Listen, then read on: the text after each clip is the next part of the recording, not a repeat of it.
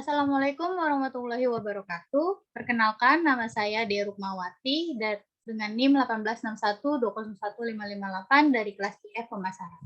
Kali ini saya akan menjelaskan tentang pemasaran jasa, di mana penjelasan ini dimaksud untuk memenuhi salah satu tugas yang diberikan. Mari kita mulai. Yang pertama adalah pengertian pemasaran jasa. Pemasaran jasa adalah suatu kegiatan yang dilakukan produsen atau distributor kepada konsumen untuk menawarkan suatu produk yang tidak dapat dilihat, dirasakan, didengar, dan diraba oleh konsumen tersebut, namun bisa didapatkan dan dirasakan manfaatnya.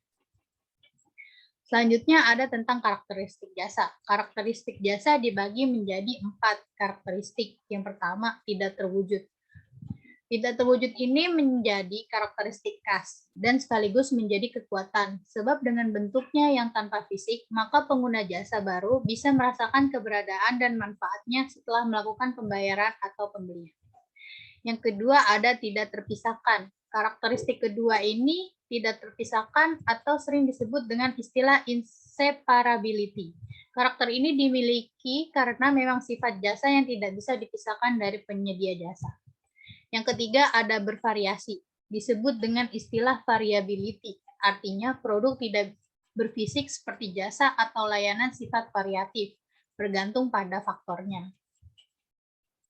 Yang terakhir ada tidak tahan lama atau bisa disebut dengan perishability, artinya suatu jasa tidak bisa disimpan dan direncanakan untuk digunakan di kemudian hari. Jasa sifatnya tidak bisa disimpan, tidak bisa dipakai di hari lain, dan tidak bisa di-stok sebagai persediaan. Selanjutnya, saya akan menjelaskan tentang jenis-jenis jasa.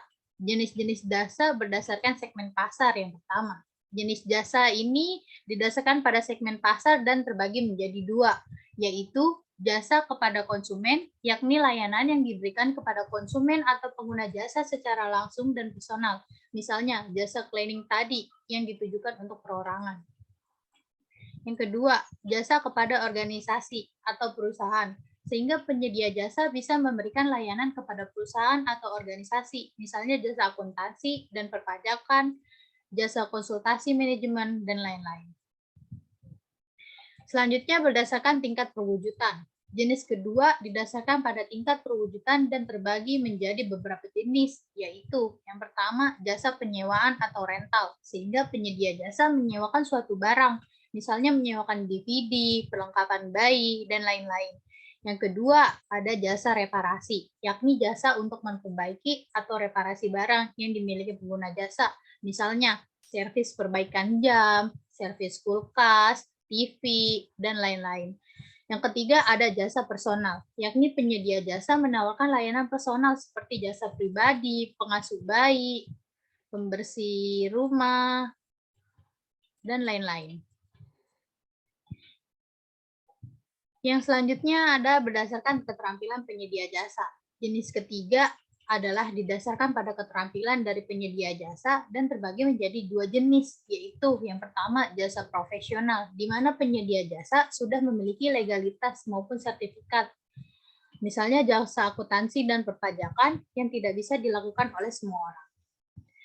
Yang kedua ada jasa non-profesional, yakni jasa yang tidak memerlukan legalitas dan sertifikasi tertentu, misalnya jasa petugas keamanan dan security. Strategi dalam pemasaran jasa. Strategi dalam pemasaran jasa dibagi menjadi 4. Yang pertama, berpusat pada pelanggan dan karyawan. Strategi pertama dalam memasarkan suatu layanan atau jasa adalah perusahaan atau penyedia jasa berpusat pada pelanggan dan karyawan. Jadi penyedia jasa tidak bisa hanya berpusat pada pelanggan atau sebaliknya. Yang kedua adalah mengelola diferensiasi jasa, memiliki ciri khas yang membuatnya berbeda dengan penyedia jasa serupa. Hal ini perlu terus dilakukan karena inovasi yang dilakukan dijamin akan terus diikuti oleh kompetitor. Yang ketiga adalah mengelola kualitas jasa yang disediakan. Strategi berikutnya adalah mengelola kualitas jasa yang disediakan supaya kualitasnya konsisten dan terus meningkat. Hal ini penting untuk bisa bertahan dan tidak kalah dari kompetitor. Sebab kualitas jasa yang terus terjaga dan berkembang akan sukses meraih kepercayaan pelanggan. Yang terakhir adalah Mengelola produktivitas jasa. Mengelola produktivitas jasa sangat penting karena dengan ini harus terus meningkatkan produktivitas, misalnya dengan mengembangkan jenis layanan yang disediakan sekaligus menambah jumlah karyawan yang akan memberikan jasa. Bauran pemasaran jasa. Selanjutnya, kali ini saya akan menjelaskan tentang bauran pemasaran jasa. Dalam pemasaran jasa ini terdapat beberapa bentuk bauran yang tentu saling melengkapi dan tidak dapat dipisahkan satu sama lain. Yang pertama, ada jasa atau layanan produk. Bauran yang pertama ini adalah jasa di mana harus memiliki karakter yang membuatnya berbeda dari penyedia jasa lainnya. Selain itu, tanpa jasa, maka tidak ada yang perlu dipasarkan.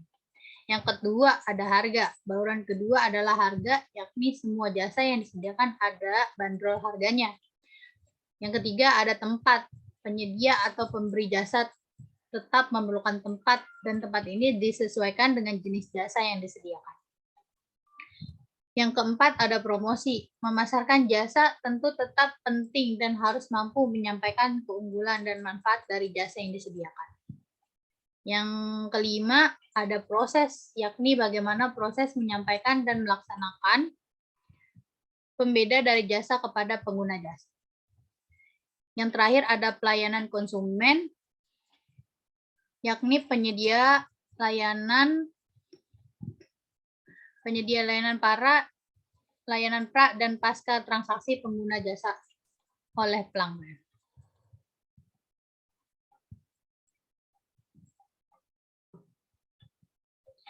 Ya, terima kasih.